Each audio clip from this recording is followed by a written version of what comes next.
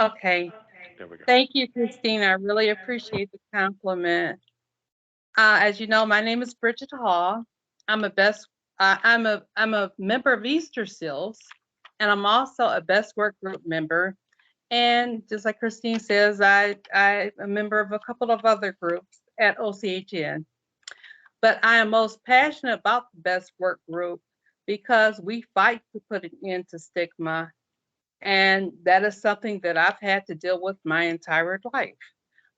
Stigma from friends, stigma from family members, and I am a person living with depression and anxiety. And looking back on my life, I am most proud of being a single mom. Um, my daughter, she was only 7 years old at the time that I started having physical issues, and I had two mini strokes, and then I had one major stroke because of a brain aneurysm, and that was at the young age of 30 years old. And just like I mentioned, my daughter was only 7 at the time of the aneurysms, and I dealt with limited use of my left side. The major stroke left me with that limited use of my left side, and it was really hard to care for myself and my daughter. Raising her was really scary. I had to deal with lots of obstacles. I had to overcome them, and all while being a mom, caring for myself and my daughter. I remember going to physical therapy 5 days out of the week to regain the use of my left side. And I did regain a lot of use of my left side. I was able to walk again, talk again, and care for myself and my child as much as I could. I was able to care for us. So I did it. So she's now a happy, healthy adult. She has a master's degree in graphic design. She has a fine career, and she's a business owner too. And she also just published two coloring books, which are on sale at Meyer's grocery chain. And that just happened about 3 weeks ago. So I am so very proud of her. And I was even able to go back to school, to extra college, and I even worked part-time for Jewish Vocational Services for many years, all while living with a physical disability, as well as I'm a person living with depression and anxiety. My depression and anxiety is in remission now because of medication, group therapy, and some individual therapy. I took good care of myself and my daughter while living with and dealing with my mental issues. I had to deal with a lot of negative attitudes from my family members and from my friends who thought that I should not be raising her. They thought that she'd probably be better off with a family member, such as my mom or my dad or one of her aunties. And I overcame all that negativity, and I did a great job as a single parent. So I despise stigma. That's why I'm really passionate about working with the Best Work Group.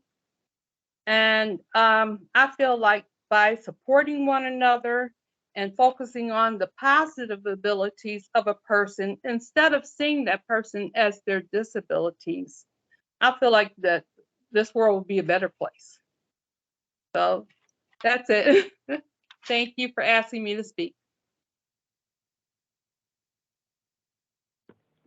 I just want to add that Bridget's story is recorded, and I think we had 8 other videos. We had a few other people. We will be putting that in our social media. We'll keep it on our YouTube channel, and I'll make sure that the board gets a link to it. Vicki and I frequently talk about when you sit with the people we serve and listen to stories like Bridget's, because I just think she's amazing.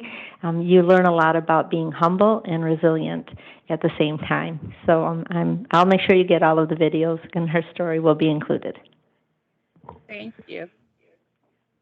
Thank you, Christine. Thank you very much, Bridget. Questions or comments from board members? Yes, John Paul. Just a comment that, you know, your story is very inspiring, and I'm sure your daughter is very proud of you that you overcame all that adversity, and I'm sure she wasn't able to get that master's degree alone. You know, I know that you probably played a huge part in that, so congratulations to you for that and for all your accomplishments, and very inspiring. Thank you. Thank you. Okay. Ms. Newman. Bridget, I was really connecting with your story because mine is very similar, having to be a single parent raising a daughter with mental health challenge, which wasn't easy. But you sparkle. I really enjoyed your talk, and I know that the world is going to be a much better place because you're in it. So thank you for sharing today. Thank you. I really appreciate the encouragement. Other board comments or questions? I just want to take a moment and say thank you so much for sharing your story with us, Bridget. It is an amazing story, touching, so many challenges that you faced, so many obstacles you've overcome, and I'm sure there's others that will be a constant fight, but you're doing an amazing job, so thank you. I also want to say thanks to Vicki Suter for doing the best program, because I really like that program, and doing it at our board meetings when we first did those more than a few years ago. So maybe we should bring those back. All right. Thank you again.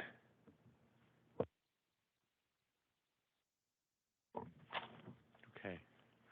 Next on the agenda is the board chair's report. So this month, the executive committee met on Wednesday, July 6th at 5 p.m. In attendance were our vice chair, Mr. Torres, secretary, Mr. Furman, Ms. Newman, our chair of Policy Management Committee, our CEO, Ms. Lazenby, Sheila Barrett, Ms. Ali, our CLO, and Mr. Hoover, our COO, or Chief Compliance. So we discussed and finalized the July calendar of meetings for the Committee of the Whole, the General Board, the study session that's scheduled for later this month on the 28th at 5 p.m., and the whole cadence of activities. We also discussed the CEO evaluation process and the timing, and we'll have a report on that later this evening. We discussed other topics related. We discussed topics for the next upcoming CMHA regional meeting, as we'll be hosting it. So more details to come on that. Not tonight, but coming up in next meetings. And as well as an executive committee, we made a fundamental change in the scheduling of our meetings. So as you know, typically we meet on the first Wednesday of the month, but going forward, what we'll be doing is meeting at 5 p.m. on the day of the study session. So that gives the board staff and others a little bit more time to prepare for the committee of the whole meeting and things like that. It also gets rid of one meeting during a week, saves staff time, saves the board time. So that starts this coming next week. So I think that's just more time, and I think in this day and age we need a better work-life balance. From the CMHA, from the association perspective, just another gentle reminder to contribute to the CMHA PAC. You've heard from Melkaya, myself, and others about how the PAC actively engages with legislators. It's important in an election year, and especially important to fight the pending privatization legislation. The most recent CMHA board meeting, Metro meeting, was virtual. It was hosted by Detroit Wayne on Thursday, June 9th, so last month.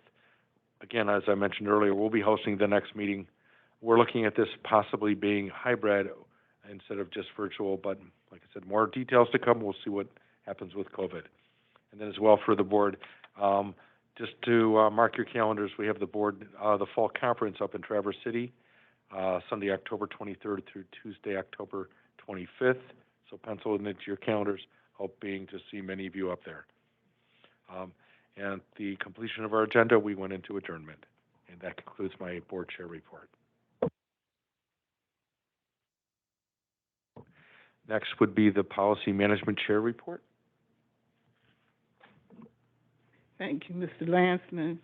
We had Christine Burke give us a walkthrough of the specialty services that are provided by our public mental health system. It was quite enlightening, and I'm happy that she brought it to our attention. We made a few suggestions on how to improve it, and it is available on the website as well as through the PR group. Thank you. Thank you for your report, Ms. Newman. Very much appreciated. Next would be the Business Operations Chair report. Yes. During the July COW meeting on the 11th, we were given an update on the May financial reports. Of note was that we are now receiving the last of the direct care wage increase. We were also just given an update regarding the RCC build-out. We are still within budget at this time, but the projected completion date is now mid-October, and that is primarily due to delays in furniture delivery and install. Things like signage, security, and other miscellaneous items still do need to be purchased, but it should still be within the originally approved budget. There have been a lot of savings regarding money by being able to utilize a lot of the items within the building already. And one of the biggest areas of concern or note is that they want to ensure that everything is anti-ligature. So that is part of why things are taking a little longer. And so we did approve a 1-year contract extension with the Maria since things are taking longer. And that is my report. Thank you very much, Ms. Amy Dyer. Any questions for any of us from the board? Okay, thank you. We move on to the next item on the agenda, which is the PIHP contract amendment number 5. And our Chief Legal Officer will be presenting that. Good evening, Ms. Ali. Yes. Good evening. Kalana Ali, Chief Legal Officer for OCHN. Today before you, you have amendment number 5 to the PIHP contract. This contract has a total value of approximately $155 million. As part of this amendment, the total value of the contract increase as a result of the direct care worker wage increase amount that was added as a result of some additional calculations that have been negotiated. Also, the schedule for reporting has been updated, as well as the administrator for the state on behalf of the agreement. Okay, so I'm looking for a motion to approve this PIHP contract amendment number 5. So moved. Thank you, Mr. Young. Is there a second? Thank you, Mr. Cowan. So it's a motion, a second. Is there any discussion? Just one comment. I know that the funding is going for direct care. There's no extra funding in there for any of the reporting we have to do or other administrative overhead, right? I will have to defer to Ms. Eliason on that one, and that it's included in our overall administrative costs that they've calculated for in our capitation. Yep, I'm looking at the nodding in the back. Yep, they never give us additional money, but they do have expectations of increased reporting and administrative effort on our behalf. So, all right, that was it. So let's have a roll call vote on that when you're ready, Sheila.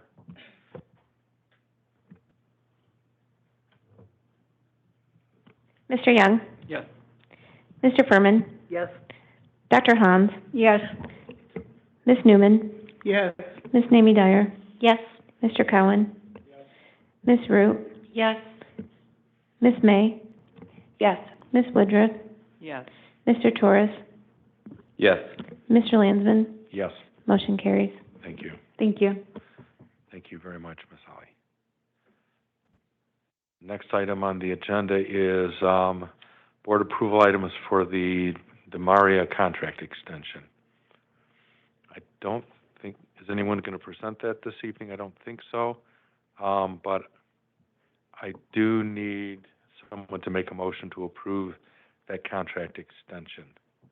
I don't have the details in front of me offhand. That was what I had presented in my report. Right. I You misspoke a little bit reported out, before. right? Yes, we did vote to recommend it to the board for full approval. Okay. So I am looking for a motion then. I'll move for approval. Thank you very much, Mr. Young. Is there a second? Support. Thank you, Mr. Furman. So there's a motion, there's a second. Is there any further? Yes, go ahead, Mr. Yeah, Furman. I just wanted to mention that I had a question that was satisfactorily resolved. This is just an extension. It is not an increase. And the only thing, and I think it was discussed last time, is that I hope we're fine with our landlord on taking more time. I believe that was discussed. So, because this is on the county, this is the county property, right? Right. Yeah. So I assume that's being taken care of. But I'll be supportive of the motion, and I appreciate staff did that clarification. Thank you. If you have it and you'd like to voice it, that would be awesome. Thank you.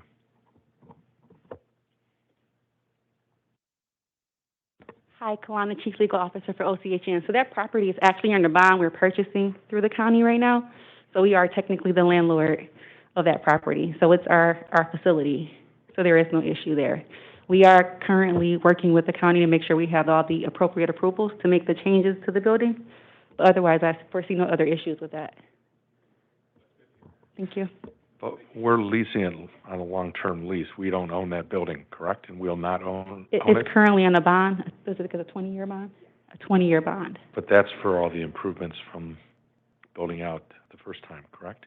That's for the current ownership for the 20 No, it years. is. At the end of the We're 20 going to actually years. own it on their land? Well, at the 20 No. 20-year period, we have the option to purchase should the county grant us that right to do so. Oh, well, we have that experience too. But that's okay. All right, so we've had question, we've had discussion. Is there any additional discussion on this motion? All right, let's call the question. Mr. Torres? Yes. Miss Woodworth? Yes. Miss May? Yes. Miss Root? Yes. Mr. Cowan? Yes. Miss Mamie Dyer? Yes. Miss Newman? Yes. Dr. Hans? Yes. Mr. Furman? Yes. Mr. Young? Yes. Mr. Landsman? Yes, Motion carries. thank you. Next item on the agenda is the financial audit for this past year. There was presented at the COW. It was recommended out of the financial, or out of the Business Ops Committee report, correct? No? Yes, It was presented in detail at the June study session. at the study session, okay. So the question I have is there a motion to approve the financial audit for this past fiscal year? So moved. Thank you. Who made that motion?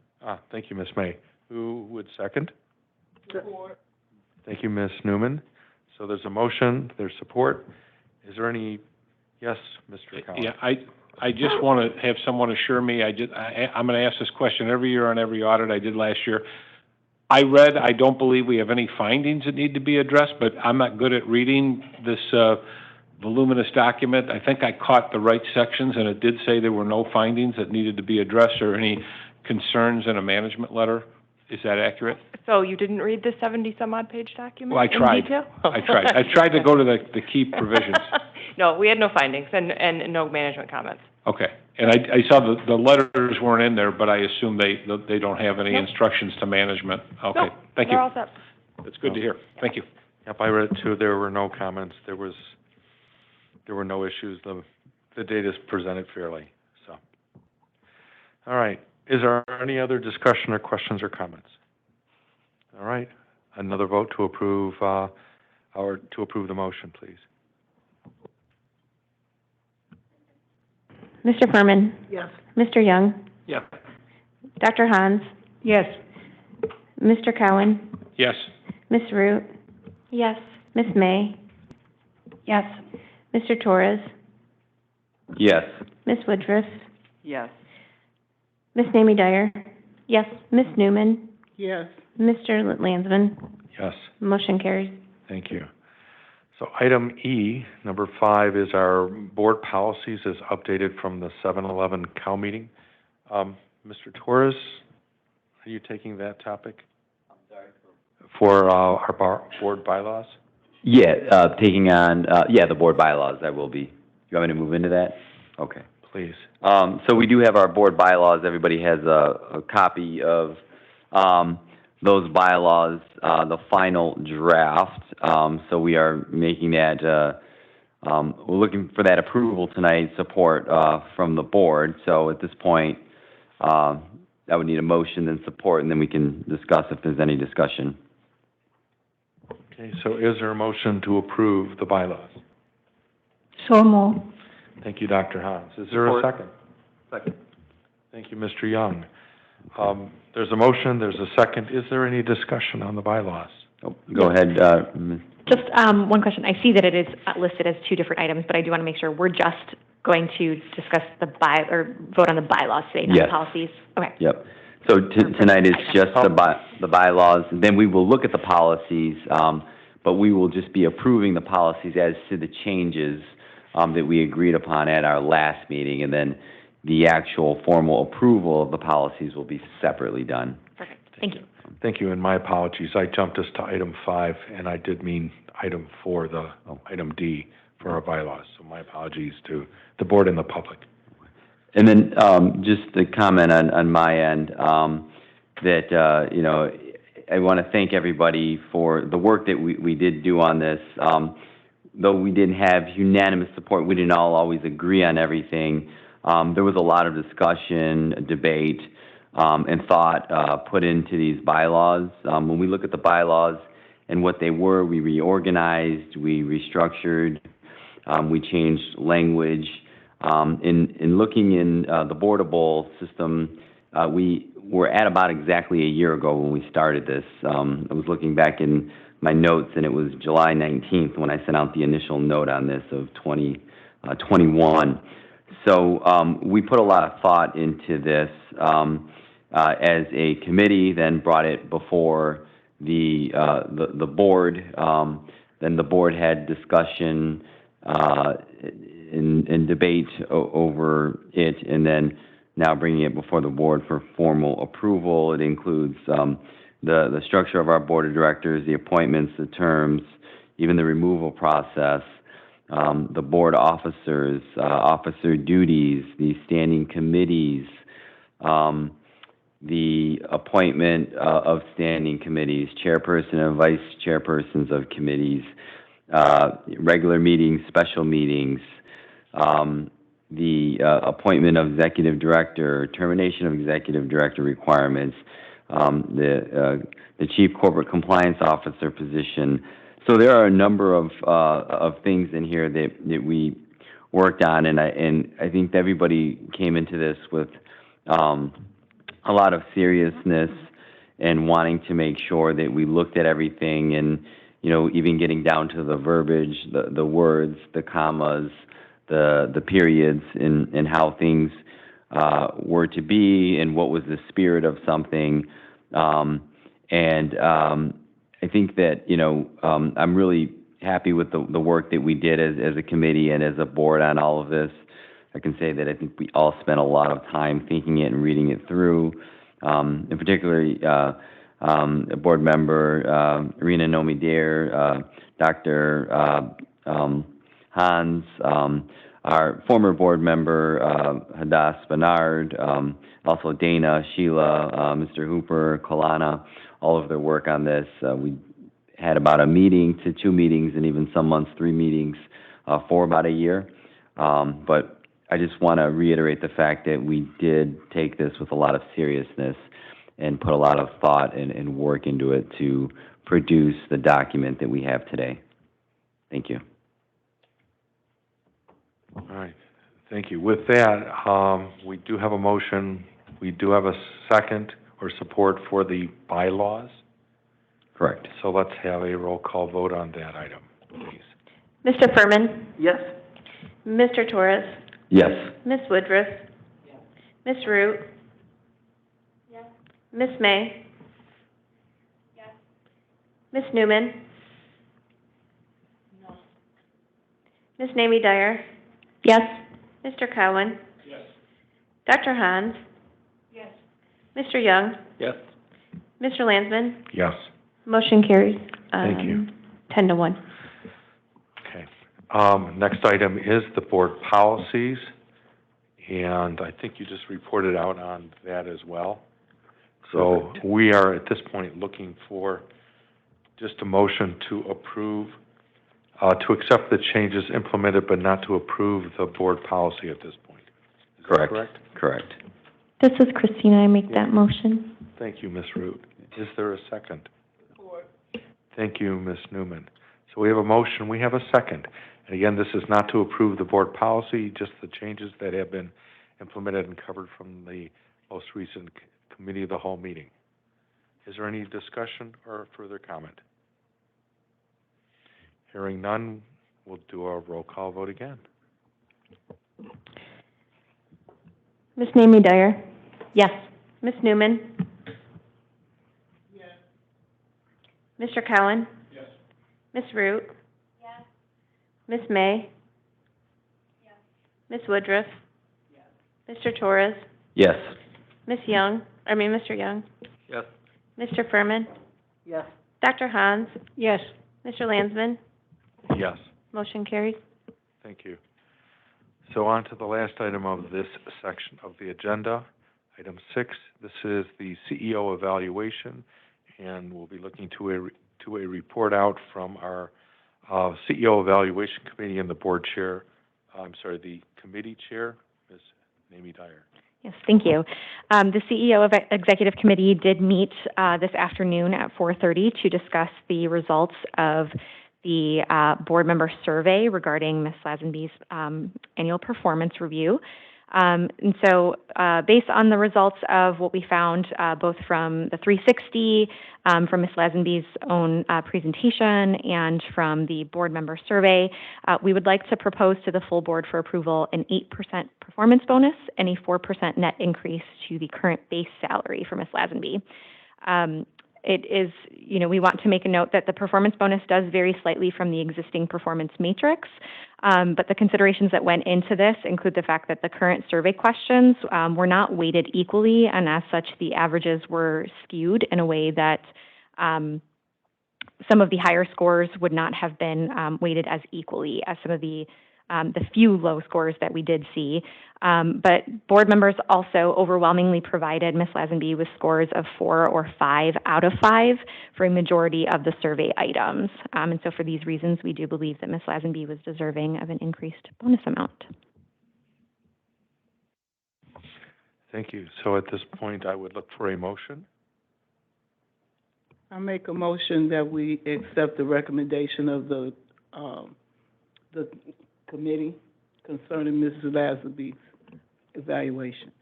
Thank you. And is there a second? Support. Oh, go ahead. Thank you, Mr. Furman. So there's a motion, there's a second. Is there any discussion on this motion? Yes, Mr. Torres. I just had a question, because when I had looked at it, I had it at a lower, but I think that made sense what you said, because I thought it was 6 and 3, right? So we went 8 to 4, but because the matrix we had was the one we used from last year, so it wasn't weighted correctly. So Correct. A consensus of the committee is that we would go up. Okay. So the 4 and 8. Okay. So I was just a little. I was thinking it was going to be different. So, but I can agree to that because it does make sense. Thank you. Thank you. Any other questions or comments? Hearing none, we'll do a roll call vote on this, please.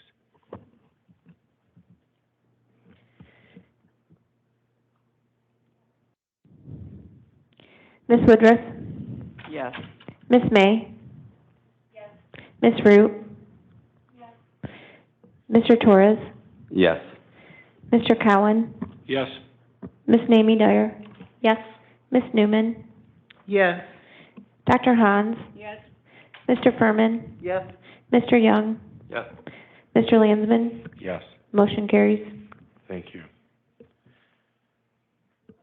And Ms. Dana Lazenby, thank you so much for all of your effort this past year. Thank you. So this is our way to thank you.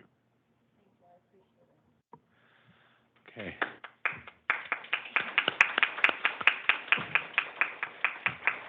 Not easy in a pandemic. Thank you. All right, next item on the agenda, our consent agenda items, number 7. So that includes the board meeting minutes of last month, the acceptance of meeting minute reports from Recipient Rights and Citizens Advisory Committee. Is there a motion to approve the consent agenda? So moved. All right, thank you, Mr. Cowan. Is there a second? Second. I'm sorry. Was that? Yeah. Okay, thank you. As a consent agenda, there's no discussion, so we move right to a roll call vote.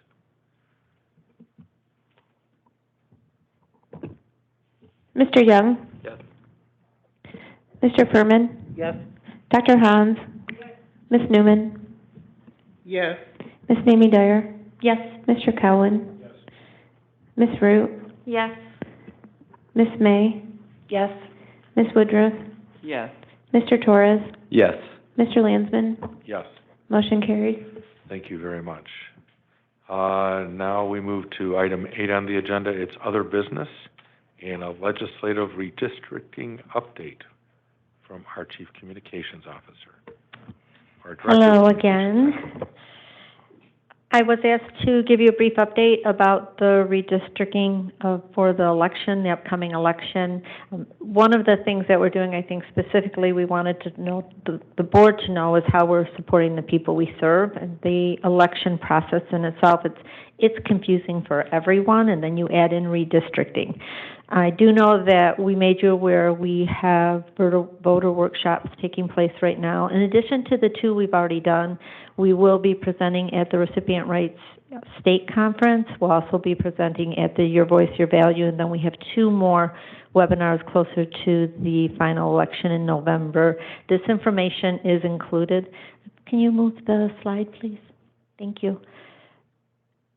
What we will be sharing with the community and people we serve, we'll be doing emails with a link that shows the maps for the redistricting. You can also type in your zip code.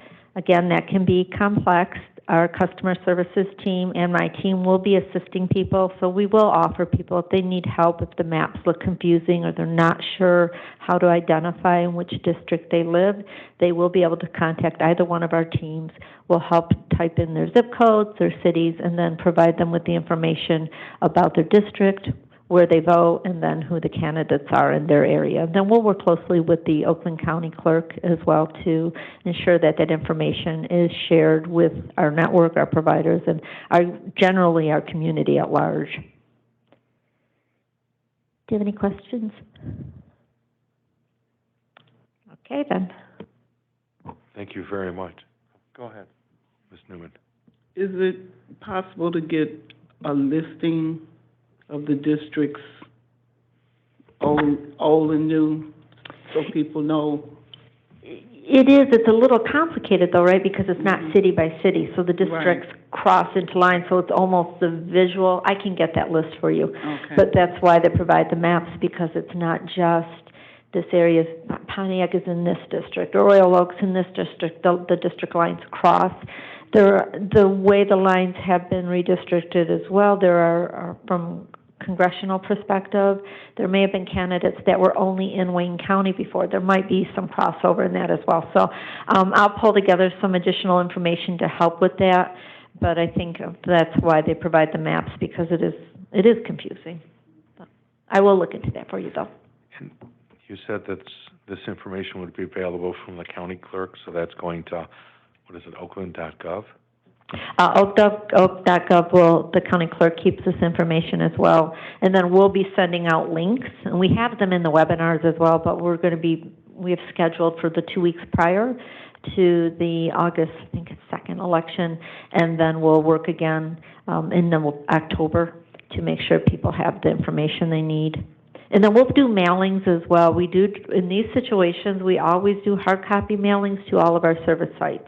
So we will mail the information to, I think there's 420-something service sites on that direct list. We try not to rely solely on email, and to make sure that our backup is that people have that hard copy information. They can post this in the information on the service sites if needed. All right, thank you so much for your update. And don't forget to vote Tuesday, August 2nd for the primaries. Either Republican side or Democratic side, you cannot vote for both. Okay. Committee reports. First up would be Christina Root. and the Recipient Rights Advisory Committee. The Recipient Rights Advisory Committee did not have a meeting in July, but our next one will be Thursday, August 4th. Thank you. Okay. And I don't believe the Recipient Rights had theirs either. They typically don't meet. So then it would take us to Citizens Advisory Committee. Ms. Amy Dyer. Yes, thank you.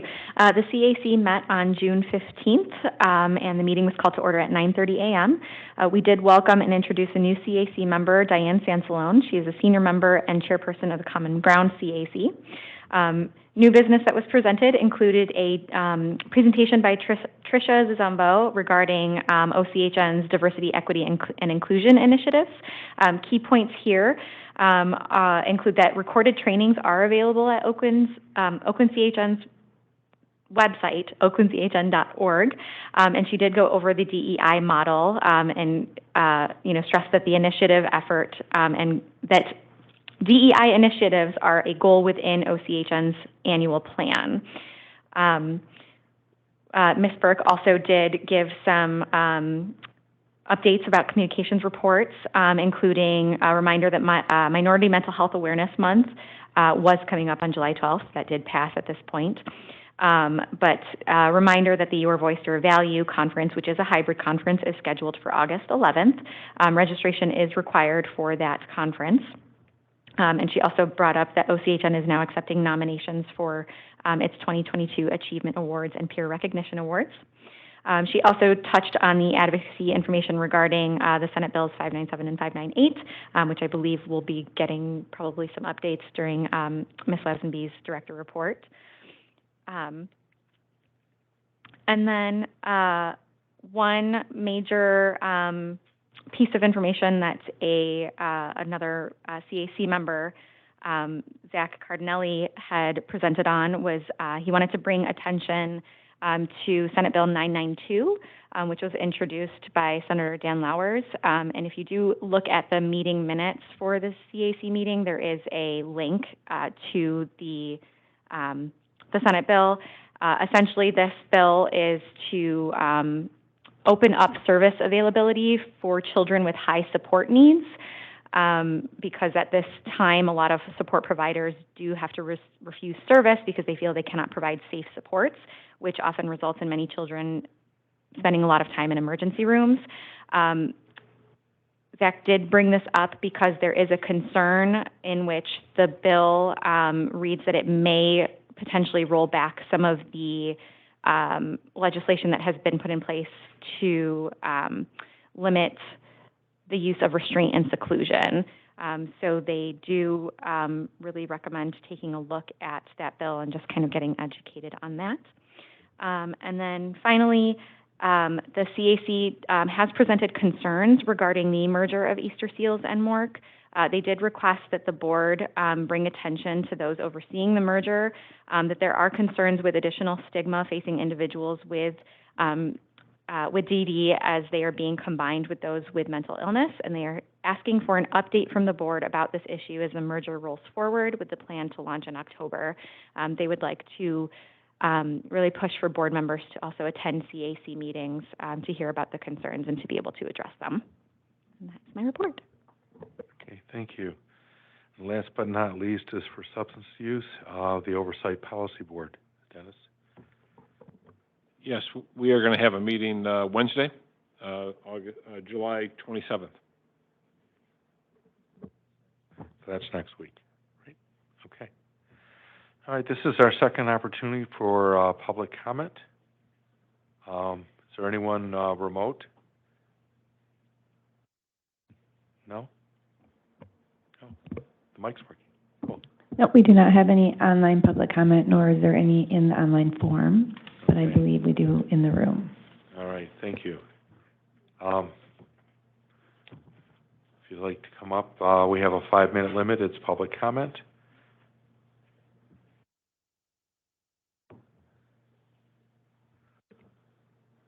This will be quick. I got some information I wanted to pass out to you.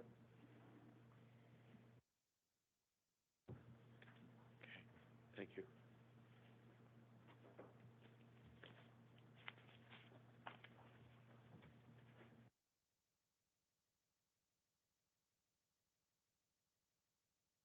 By the way, I'm Fred Cummins, President of Alliance for Mentally Ill of Oakland County, also the parent of a daughter with serious mental illness. What I handed out to you is the first 4 pages of the report. Looks like this, which is about the Ross Elementary shooting interim report. Goes into a lot of detail about what happened with that mass shooting. In particular, there's a section that deals with how the shooter became a shooter over time as a child, which I think would be particularly interesting. So I encourage you, there's a web reference on the bottom of the page, on the cover, so you can access that and not necessarily kill a tree to read it. So that's it. Enjoy reading. Thank you very much for your comments. Next item on the agenda is our director's report. Ms. Lassenby. Good evening. Dana Lassenby, Executive Director and CEO. I just want to take the opportunity to thank this board for their year of great support, encouragement, and the feedback, the honest feedback. It really helps to make us a great team, and it's wonderful to work with a very, very supportive board. So I want to thank you for that. In my report, I just want to highlight, and as Ms. May Dyer spoke to, we did have an event called the National Minority Mental Health Month, and we observed that last Thursday. And what the purpose of it is to bring awareness about the unique mental health needs and experiences of individuals with a different racial, ethnic, and other minority experiences. Especially since the pandemic, it's been quite hard for individuals to access those services in the areas in which they need mental health and substance use treatment. So that's always a focus on how we improve and expand access, and also expand and enhance our crisis services in those areas where we need to be more present. So I wanted to recognize that this month is very important, but every month of the year is important in making sure that people have access to those services and supports. But this month in particular, we had our celebration right here in this room, and we wanted to thank Zara Troy dance team. They kicked it off, and it was a dance team from the Troy High School, which was amazing. And I also want to acknowledge and thank the board members that attended the event, Mrs. Woodruff and Ms. Newman. Thank you so much. And Ms. Newman actually was part of our panel that presented as well. We had a great lineup of speakers, so it was very informative and very eye-opening just to understand the differences and how important it is to get the information out into the communities, and even looking at language differences and things of that nature, and how critical it is to have an open door. And maybe even, it was interesting to hear from our Justice Richard Bernstein talk about the challenges of having a visual impairment or being blind and accessing services, but also the gift that it brings for him to work with people and meet people. Representative Brenda Carter was actually presenting virtually. Senior Director of Behavioral Health Services from Colorado Coalition, Birdie Johnson, gave an indigenous population perspective. OCHN board member, Ms. Newman, as I spoke to. Judge Seema Patel talked about the mental health courts. Congresswoman Rashida Tlaib also presented to us virtually. And then, of course, our Director of Training, Tricia Zimbabwe, also presented and talked about the different insights in working with individuals with different or diverse ethnic and racial backgrounds. So the event also gave us an opportunity to spend just a tiny bit of time on the Senate Bill 714 and talk about its connection. And it's really a funding bill to fund mental health services, but it was connected it was tie-barred to Senate Bill 597 and 598, which is one of the bills presented by Senator Shirkey, which is to privatize the community mental health system. And so with this Senate Bill 714, the budget was passed on those programs that were a part of that. Several programs related to Ascension, Detroit Wayne, I believe Easter Seals was also part of that, as well as some other, just a variety of different programs. But what happened during the vote, they took the tie bars off the Senate Bill 597 and 598. So they made sure that the approval or the yes vote did not prevent these identified organizations from receiving the funding if Senate Bill 597 and 598 are presented. So they wanted to make sure that the approval and the vote positive for 714 was no longer tie bar or conditioned to passing of Senate Bill 597 and 598. So that is sort of a win, but not quite, because what those funds do, they're short-term and they're limited. So once those funds are gone, and they're only going to specific programs, so it doesn't assure that other organizations and programs are also receiving some of those dollars. So that's two of the probably downfalls about it. It's not funding to sustain programs, it's a one-time payment over 3 years.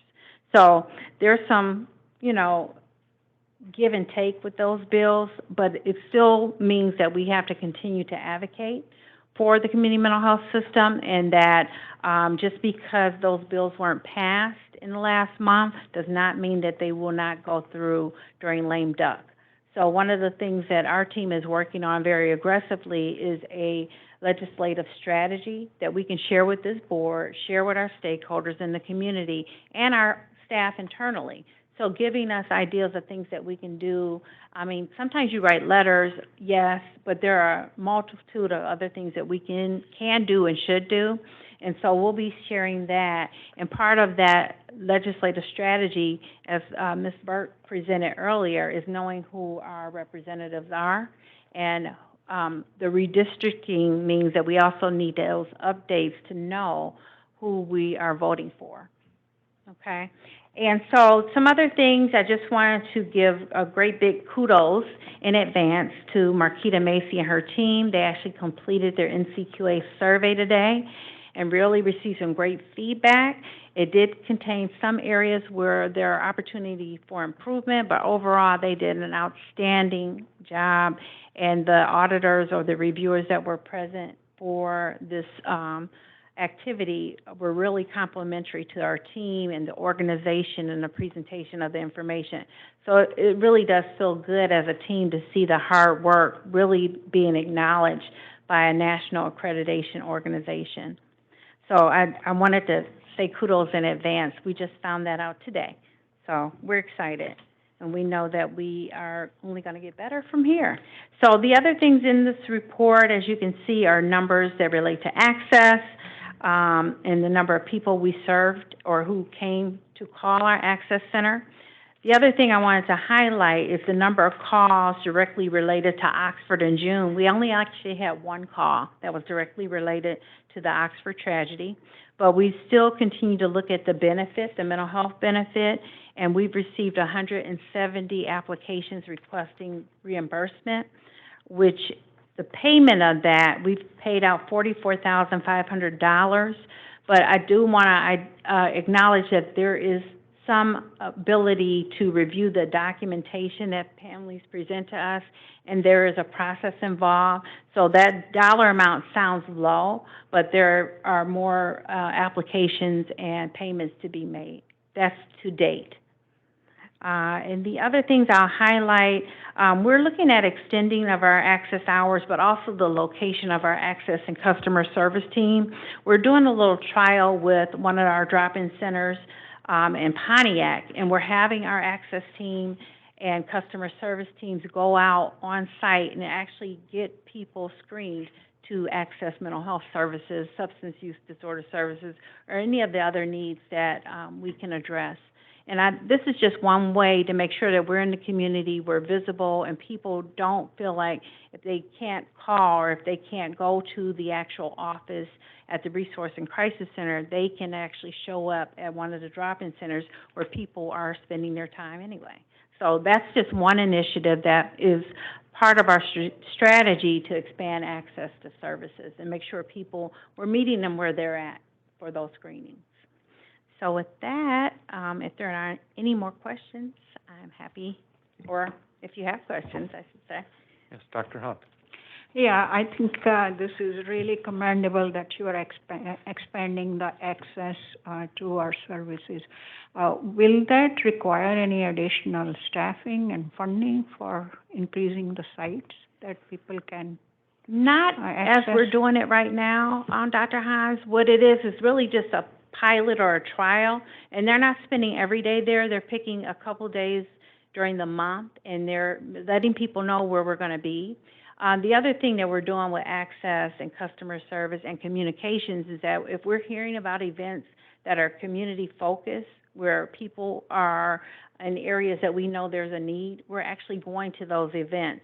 We went to a basketball event that was sponsored by a church in Pontiac, and we were able to have staff there to give out the information. So we're looking for those opportunities. That doesn't require us to hire people. It does require us to look at, giving them a day off during the week if they're working on a Saturday. And so those things I think people enjoy going to anyway. So it's more like having fun and providing a community service at the same time. Thank you. That's very, very good to hear that you're doing this. Thank you. Thank you. Ms. Root, did you? Oh. Ms. My Newman? question was answered. Okay, thank you. Okay. Any other board members with questions or comments for our CEO's report? All right, thank you so much. Next up, we have board comments, and I'll start at that end and go around the room. Mr. Cowan. Thank you. I just wanted to thank our subcommittee on the bylaws and policies under John Paul's leadership. I think they did an outstanding job. It's never easy, but thank you for all your efforts in bringing before us something that was easy to understand and made sense and was integrated. And I appreciate all those efforts. Thank you. Ms. May. I'd like to thank our Stories That Inspire, Bridget Hall, for speaking tonight. It was very inspiring, and it was nice to hear. Ms. Woodruff.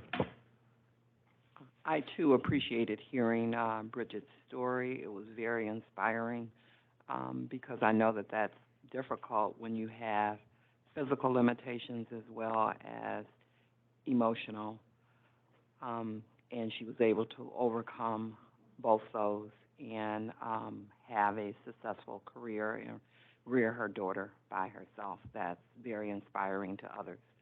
I also appreciated being able to attend the Minority Health Conference, learned a lot, got the opportunity to look at some things from different perspectives, especially the hard of hearing as well as the blind, how COVID had such a profound impact upon them, things that, sometimes we don't consider. So it was very enlightening. Okay, thank you. Ms. Nambi Dyer. Yes, just a thank you to everybody for all of the presentations today, and for all of the items, the approval items that we had to go through. I appreciate all the discussion, and thank you to the CEO Evaluation Committee for working with me and helping me get through those meetings as a first-time chairperson of a board. So I appreciate all that, and just thank you to Dana for all of your hard work. Everything is very well deserved. I just want to congratulate Dana on her evaluation, and want to make sure people are aware that there was a lot of conversation and discussion that went into it, and Rena had just kind of disclosed several meetings.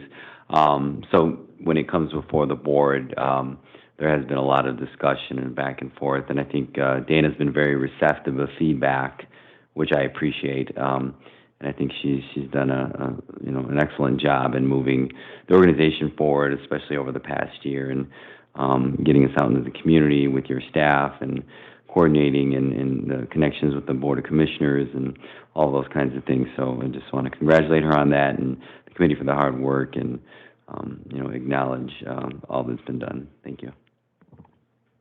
Thank you. Mr. Furman. I'd just like to additionally thank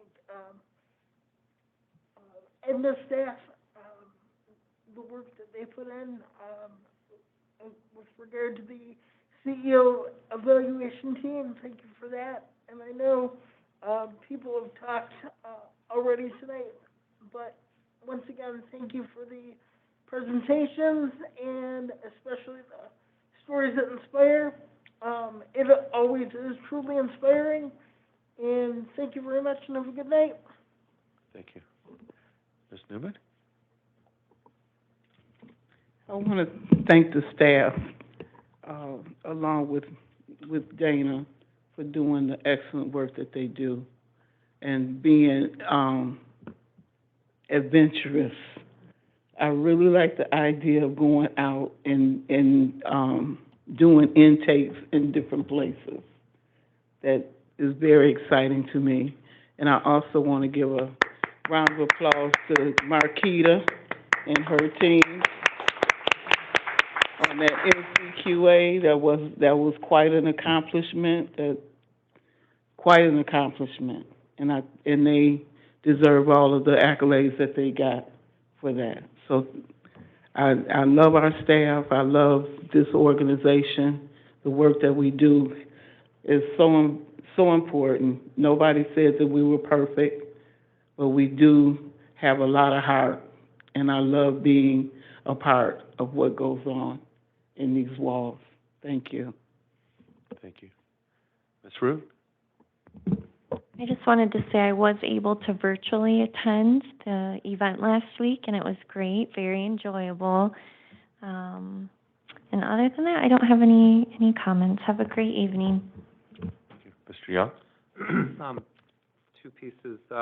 Congrats to the finance staff all up and down and leadership for a clean audit. It's always a good thing, but based on the weight of the document, it was no easy task. The other is, as we talk about Pontiac, the west side of Pontiac and downtown get a lot of attention. The east side is considered industrial, which isn't 100% the case. So as we look at Pontiac, let's remember there are people who live in East Pontiac as well.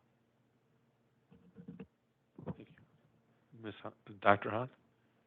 Yeah, a short meeting, but a lot of good news. First of all, congratulations, Dana, and to her team for another successful year. Congratulations to Marquita. When we sought NCQA accreditation, I wasn't confident that we will accomplish this. So I am very heartened, and I have been proven wrong because at VA, when I was working there, I knew how difficult it was, how many contingencies were placed on accreditation, and you were lucky if you could get full accreditation on the first go.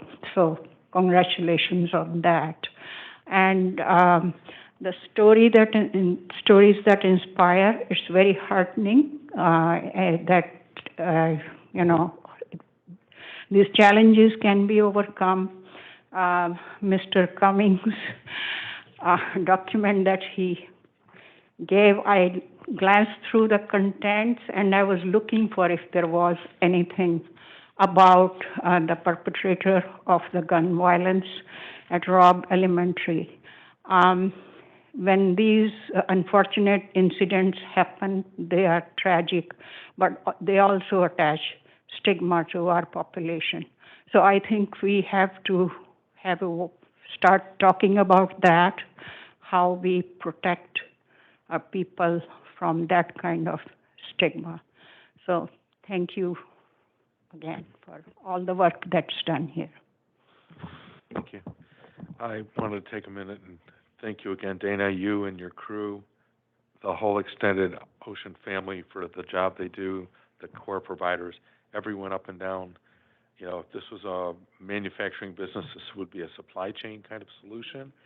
But we are so tightly integrated with everything from top to bottom, and how much the persons that we serve trust our folks, our organization. So that's just a reflection on you and your team and the message and the vision and the execution of it. So thank you.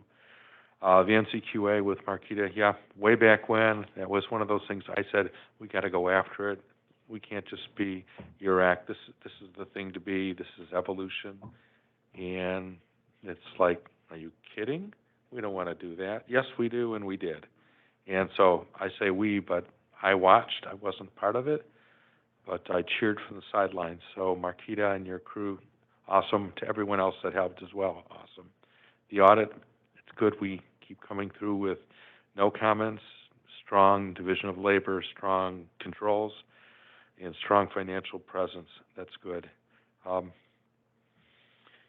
My favorite part of every meeting is the stories that inspire, and with Bridget Hall, your message and your story, as always, moves me. And I'm so glad that we can hear from you and we're hearing from the public. The last, I was looking through the stats in the director's report, and one that struck me. 2 years now with COVID, 2.5 years, and we've lost 48 people that we've served. And I look at the number of folks that have been that have gotten vaccinated, and all of our interaction with Honor and others, and helping with the complete lives. So above the shoulders is along with below the shoulders, if you will, integrated health. And I wonder if there wasn't something more we could have done for some number of those folks. And I hate to put a damper on the mood of all the other good things that have gone on, but we have to think about those that passed, that, you know, shared lives with us. So with that, I would say thank you. And if there's nothing else on the agenda, I'll look for a motion to go into adjournment until our next meeting. So moved. Thank you, Mr. Furman. Is there a second? Second. Thank you, Ms. Newman. We're adjourned.